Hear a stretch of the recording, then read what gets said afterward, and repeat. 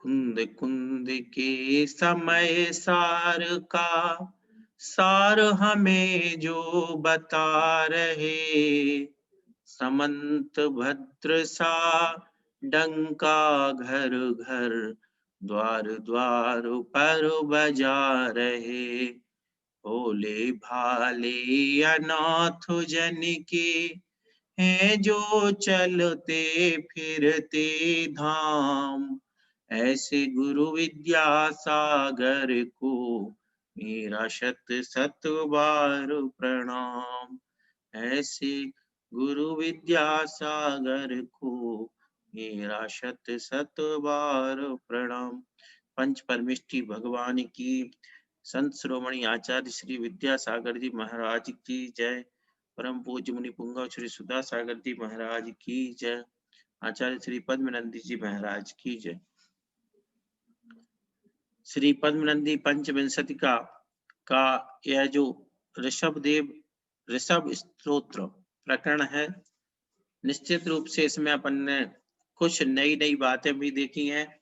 अलंकारों का बहुत अच्छा प्रयोग भी देखने में आ रहा है। इस तरह और प्राकृत भाषा के इस पूरे जो ग्रंथ है, इस ग्रंथ में ये दो प्रकरण, एक ये और एक इससे अगला वाला जो प्रकरण रहेगा, ये दो प्रकरण प्राकृत भाषा में है। और प्राकृत भाषा की अपनी एक विशेषता है और उसको पढ़ने का अपन को एक आनंद भी आता है। सामूहिक रूप से पढ़ो तो और भी आनंद आता है। इस प्रकार से यहाँ तक कल अपन ने देखा था, मतलब पिछली जो स्वाध्याय की कक्षा थी वहां तक मेरी समझ से 47 गाथाएं हो चुकी थी। आज हमें 48वीं नंबर गाथा से देखना है भगवान का गर्भ, जन्म, उनके वैराग्य का प्रसंग, उनके केवल ज्ञान और केवल ज्ञान संबंधी जो भी अतिशय हो रहे हैं, वे सारी की सारी चीजें अपन देख रहे थे। अब यहाँ पर 48वां नंबर जो गाथा के रूप में भगवान आदिनाथ की स्तुति है उसको देखते हैं।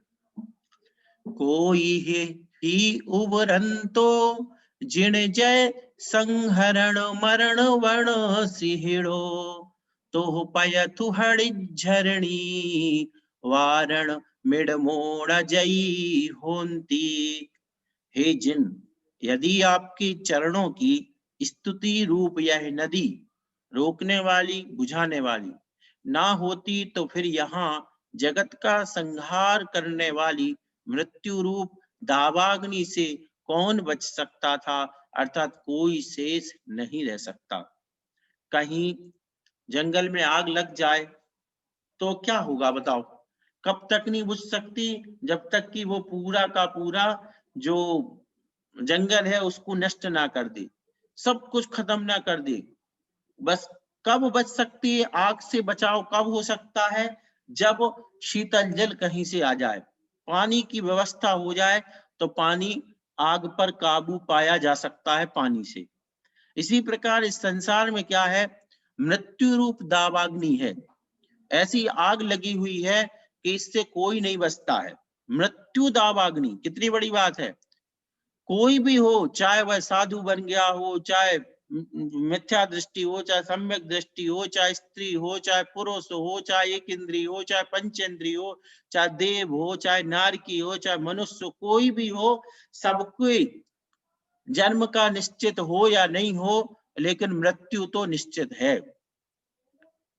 जन्म कब होगा, किसका कहाँ होगा, कोई कुछ निश्चित नहीं है, लेकिन जिसने जन्म लिया है उसकी मृत्यु निश्चित है। इसलिए ऐसी दावाग्नि, ऐसी अग्नि का यहाँ पर रूप बताया जा रहा मौत को, कि जो लगातार चल रही है, जैसे आग बढ़ती ही जा रही हो, आग लगी हुई है, अब वह बुझ सकती?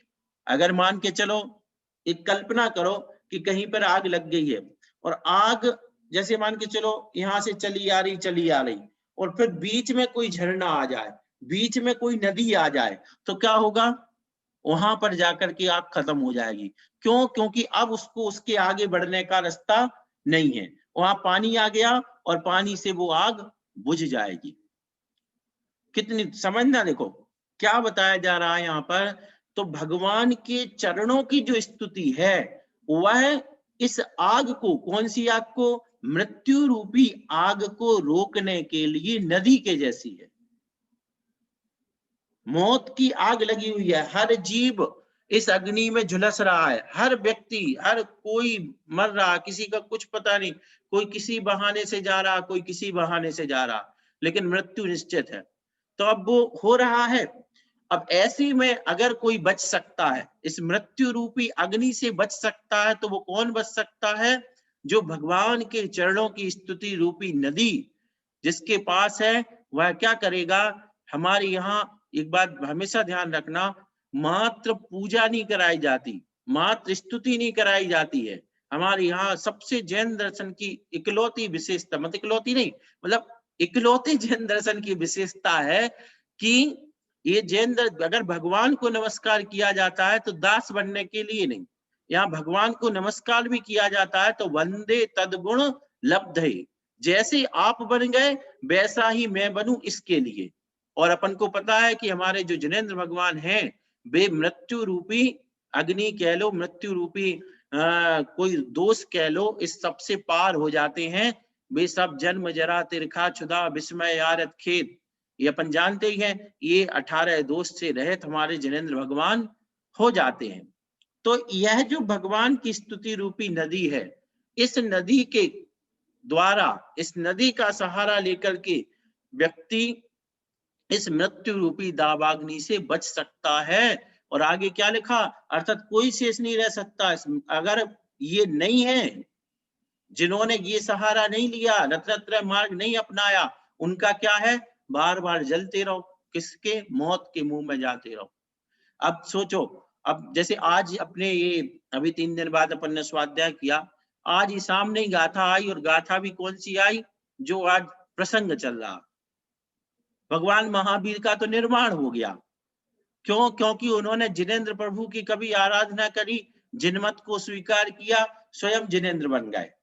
तो उनकी जो मृत्यु भी हुई, वो मृत्यु जिसको अपन कहते हैं कि ऐसा मरण कि उसके बाद कभी फिर मरण और जन्म कुछ नहीं होना है, तो वो तो उस अवस्था को प्राप्त कर गए।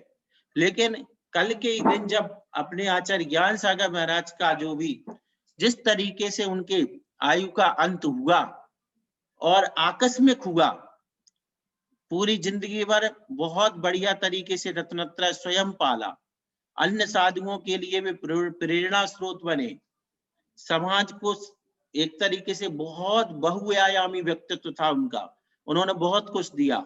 और अब तो अपन कल्पना भी नहीं कर सकते कि उन लोगों का कौन होगा। भाई जैसे सराक उद्धारक जो हैं, वो पहले भी अकेले थे, और आगे कौन उनके साथ खड़ा होगा अपन कल्पना भी नहीं कर सकते, क्योंकि भाई वो इलाका भी आउटर का है, पैसे का भी अभाव है, वे अपने पेट पाले, मतलब एक तरीके से उतना स्थिति नहीं है कि वे, इतनी स्थिति होती तो फिर क्या नहीं कहना था।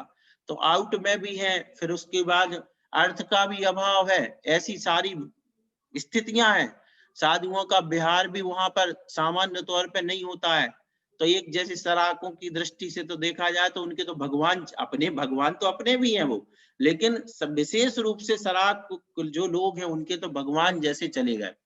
तो उनका एक अपना व्यक्तित्व। अब देखो, जो मृत्यु की बात कर रहे हैं कि मृत्यु दावाग्नि से कौन बच सकता है, ऐसे बड़े पद पर बैठ करके भी इतने उच्च रत्नत्रय का आचरण, श्रेष्ठ रत्नत्रय का आचरण करने वाले, जिनके शरीर पे आपने देखा हो तो मैल की ऐसे, मतलब जो जिसको कहते हैं ना पट्टी की पट्टी जमी रहती थी।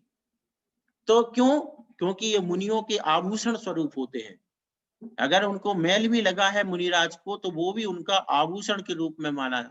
तो विद्वानों को बहुत वात्सल्य देते थे, सब सर्व प्रिय थे महाराज। लेकिन आकस्मिक हुआ। अब इस गाथा से अपन को ये समझ में आ रहा कि ये संसार तो ऐसे ही चलेगा, जन्म मरण ये चलता रहेगा। मृत्यु से बचाने वाला कोई यदि है, तो जो भगवान के चरणों की स्तुति रूप नदी को प्रवाहित कर ले, भगवान की स्तुति, वह क्या करेगी? अब देखना ध्यान से, जैसे अभी पंचम काल चल रहा, कुछ नहीं होने वाला। पंचम काल चल रहा है यहाँ पर, यहाँ कुछ नहीं होने वाला। यहाँ अभी तो मरण होना फिक्स है, चाहे वो साधु ही क्यों नहीं बन जाए, समाधि वरण कर लेंगे, लेकिन यहाँ इसके बाद जन्म भी होगा। लेकिन हाँ इतना है कि जो ईमानदारी से भगवान के चरणों की स्तुति अभी कर लेगा तो उसको इतना, मतलब जिसको कहते हैं ना सातिशय पुण्य का बंध होगा, सातिशय पुण्य उसकी सत्ता में आएगा कि आगामी भवों में वह निश्चित रूप से मरण की परंपरा से हमेशा हमेशा के लिए दूर हो सकेगा। तो ऐसी यह चरणों की स्तुति है जो जाकर के क्या करती है, संसार में जो मृत्यु रूपी दावाग्नि है उससे बचा सकती है, और कोई भी बचाने वाला नहीं है, कोई भी बचाने वाला नहीं है, ये अपन सब जानते हैं। और होता क्या है कि अपन लोग अनादिकाल से संसार में हैं, तो थोड़ी देर के लिए लगता है कि हाँ भाई यार कुछ है, संसार असार है। फिर जब अभी जैसे कल से सबका दिमाग भाई घूम रहा है कि वाकई में यार ऐसे मौत हो जाती है, क्या जिंदगी है, एक आध दो दिन निकलते ही साथ सब अपने नॉर्मल हो जाएंगे। तो ये चीजें ये हमारे क्या हो गई, हैबिट में आ गई हैं, हमारे संस्कार में आ गई हैं, लेकिन फिर भी जो सत्य है वह सत्य है। तो इस गाथा में हमने क्या देखा कि भगवान के चरणों की, आदिनाथ भगवान की स्तुति करते हुए आचार्य पद्मनंदी महाराज क्या क्या लिख रहे हैं कि यहाँ पर संसार में आग लगी हुई है, इस आग से वही बच सकता है जो भगवान के चरणों रूपी स्तुति को प्राप्त कर ले। अगली गाथा देखते हैं। अरे जुबल कमल मऊले भालत थे तुह पुरो कये वसई, सग्गाप वग्ग कमला कुड़ंती तम तेड़ सब पुरिषा। हे भगवान, तुम्हारे आगे नमस्कार करते समय मस्तक के ऊपर स्थित दोनों हाथों रूप कमल की कली में, क्योंकि स्वर्ग और मोक्ष की लक्ष्मी निवास करती है, इसीलिए सज्जन पुरुष उसे दोनों हाथों को भालस्त किया करते हैं। कितनी अच्छी बात कही। जब अपन क्या करते हैं, नमस्कार करते हैं, तो क्या होता है कि आपके आगे नमस्कार करते थे मस्तक के ऊपर स्थित दोनों हाथ रूपी कमल की कली में, ठीक है ना, यूं इस तरीके से अपन बना लेते हैं। चूंकि स्वर्ग और मोक्ष की लक्ष्मी निवास करती है, स्वर्ग और मोक्ष की क्या करती है, लक्ष्मी निवास करती है, इसीलिए जो भव्य जीव है वे दोनों हाथों को जोड़ करके खड़े हो जाते हैं। यहाँ पर उत्प्रेक्षा की है कि हे भगवान, जो सज्जन पुरुष हाथ जोड़कर मस्तक पर रखते हैं उनका उस प्रकार का कार्य निष्फल नहीं है, किंतु उनको हाथ जोड़कर मस्तक रखने से स्वर्ग तथा मोक्ष लक्ष्मी की प्राप्ति होती है।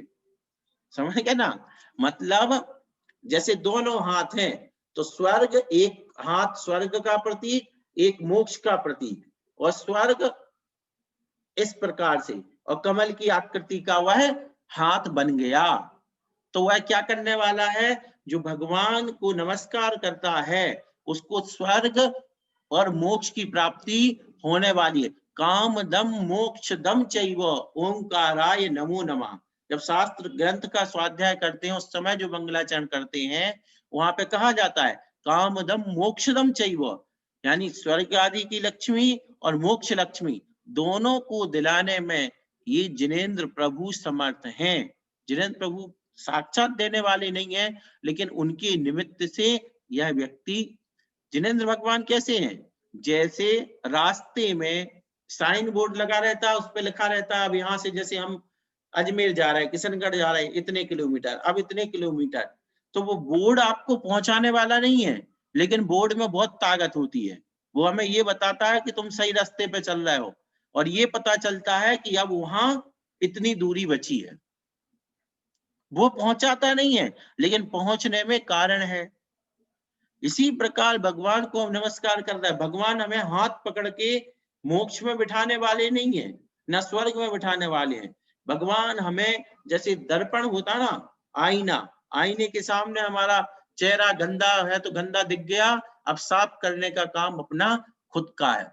तो भगवान को जो नमस्कार करते हैं वे दोनों हाथों को जोड़ करके, तो उस कमल की कली में मतलब जो भक्त ने ये कमल की कली बना ली है इस तरीके से, उसमें स्वर्ग और मोक्ष की लक्ष्मी निवास करती है। इसलिए सज्जन पुरुषों से दोनों हाथों को जोड़ा करते हैं। दोनों हाथ जोड़ने का प्रयोजन देखो आप, आचार्य पद्मनंदी महाराज क्या कह रहे हैं, दोनों हाथ क्यों जोड़ते हैं?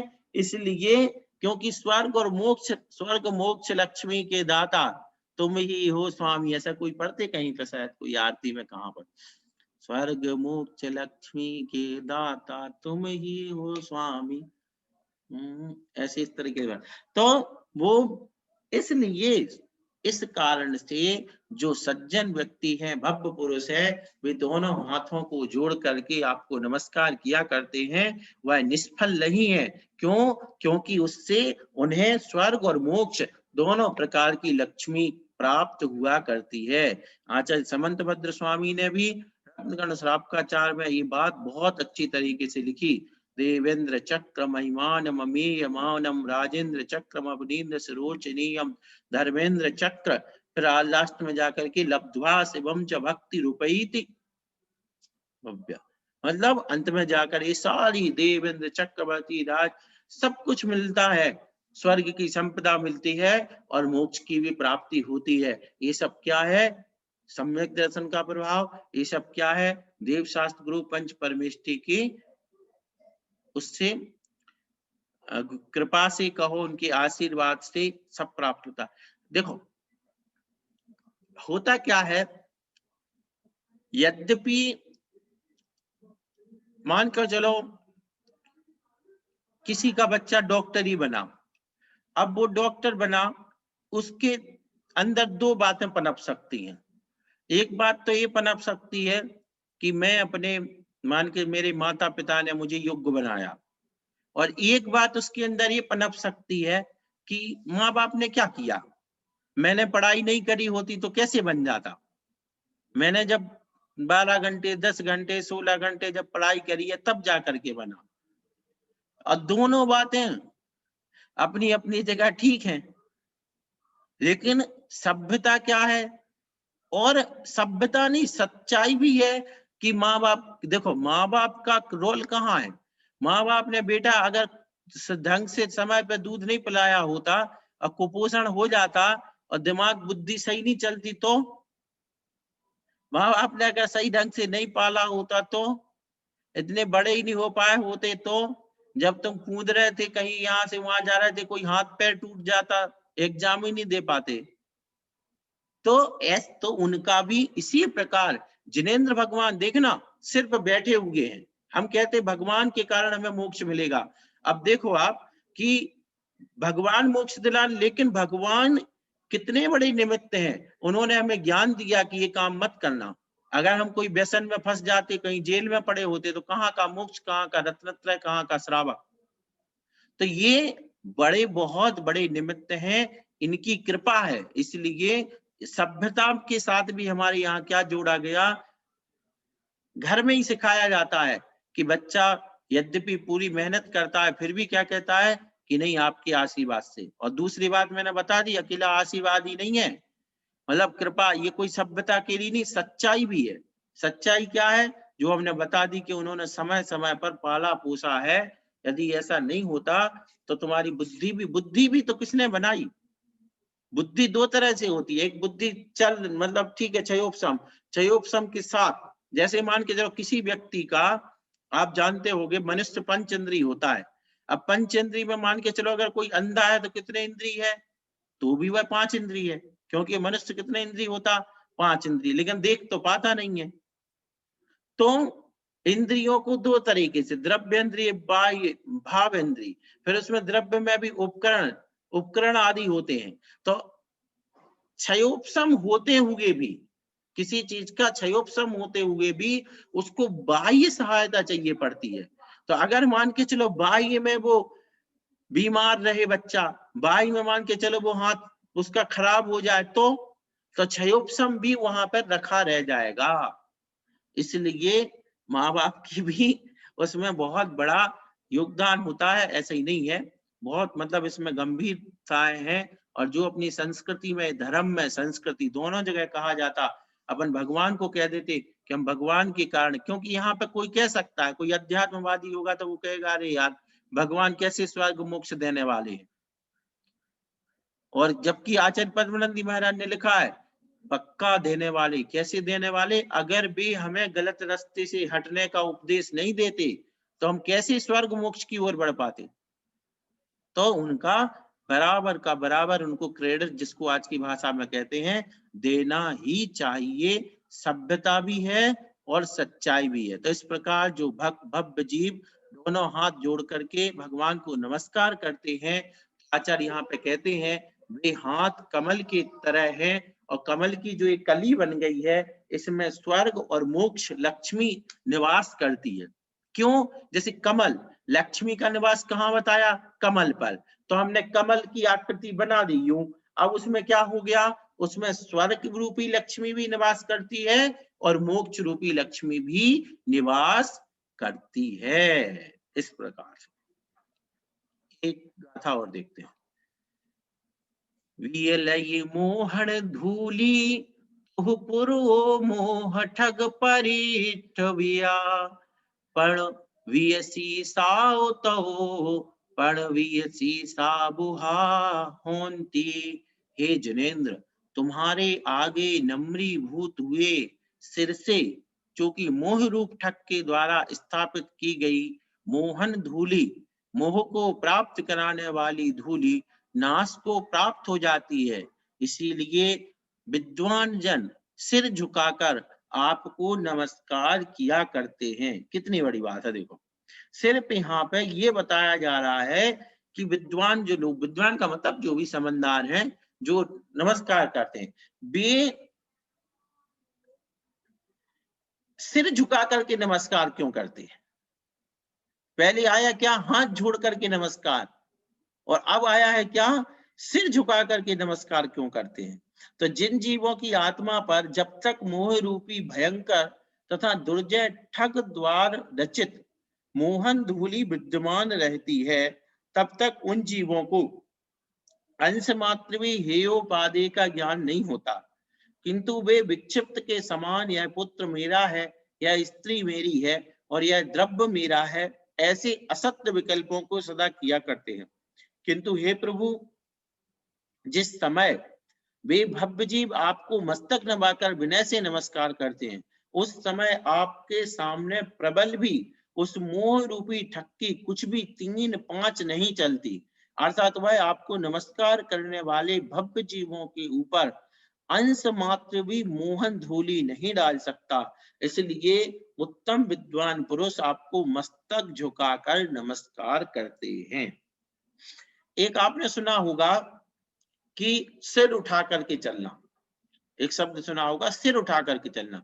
सिर उठा करके चलना क्या होता है? अपने मस्त हैं, किसी की कोई परवाह नहीं, किसी की कोई सोच फिक्र नहीं, ये कह रहा सिर उठा करके चलना। अब लेकिन ये क्या हो गया? ये मोह की बात हो गई।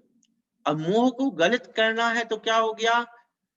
अब इसमें जो मोहन धूली, मोह को प्राप्त कराने वाली धूली इसमें जो लग गई है, किसी चीज में जैसे मान के चलो इसमें धूल लग गई हो तो अपन क्या करेंगे?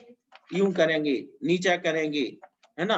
कभी भी धूल झड़ाने के लिए कभी आपने यूं नहीं देखा होगा कहीं यूं किया हो, ऊपर ले जा करके, इसको बरहमेश क्या करते हैं? नीचे। तो ऐसे ही इसमें जो दिमाग में मोह रूपी धूली भरी हुई है, तो उसको भगवान के सामने झुका दिया। इससे क्या होगा? वह नाश को प्राप्त हो जाती है। मोह रूपी ठक्के द्वारा स्थापित की कर दी गई, कहा? मस्तक में।